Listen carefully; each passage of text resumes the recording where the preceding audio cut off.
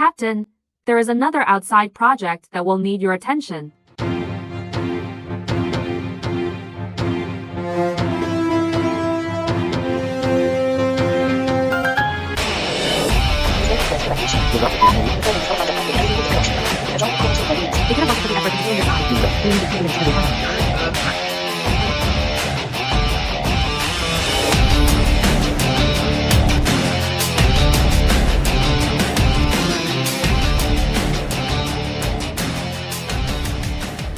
I'm Captain Saberhome.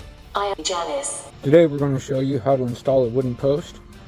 These posts in particular are going to be the supports for some yard lighting overhead. It may get a bit labor intensive, but at least you'll be doing the job with tools that are easily available to you.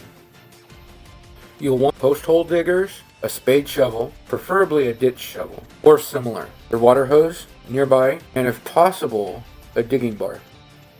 A standard hole for sufficiently anchoring a 4x4 post into the ground should be no less than 12 inches in diameter and 24 inches in depth. So we'll work on the second post while this is soaking. Let it soften up. We had already been soaking the location for the second post, hoping that the project would continue to progress in spite of difficulties in digging. However, due to the ground being compacted, it will still require some effort. One of the advantages of having multiple post locations is the fact that we can alternate from one post to the next, making gradual progress with each one, while the other posts continue to soak when the ground is difficult to dig in. And this is where the shovels and the digging bar come in real handy. They both end up having a sharper edge, so it allows them to dig in deeper and pierce into the dirt a lot better than the post hole diggers can. This will help a lot in getting you to depth a whole lot quicker. To confirm you are at the correct depth, most post hole diggers have markings on the side of at least one handle.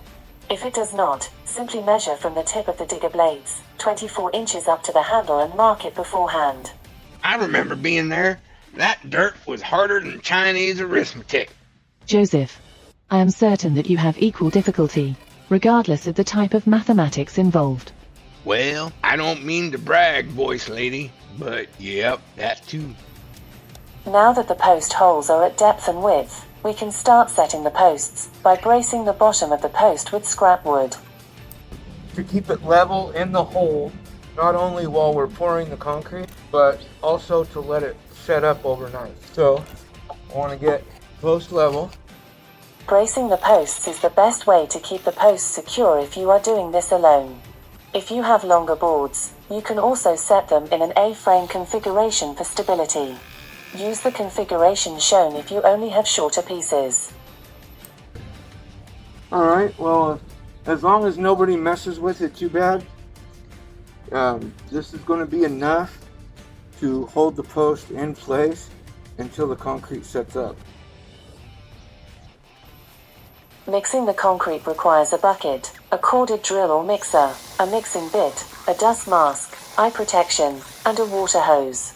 Adding water to the bucket before pouring the concrete mix in will minimize some of the concrete dust that is created. Well, hell, I've worked around concrete for years and never used a mask. I just see the concrete dust as another layer of protection for my lungs. Bubba Joe, every time you open your mouth, it just seems like you explain more and more about why you are the way you are. Well, shucks, Captain, you ain't gotta get all sentimental on me. More than likely, you will have extra concrete around the posts. Simply drag it away from the post with the head of the shovel or a small piece of wood. Any extra concrete that you may have in the bucket should be poured in a dirt location. Allow 24 hours before removing the braces, cutting the posts, or attaching anything to the top of the posts. When returning to the project the next day, the excess concrete should be dry and able to be cleaned up, with everything else as well. The blinds have finally been delivered, so tune in next time. You don't want to miss it.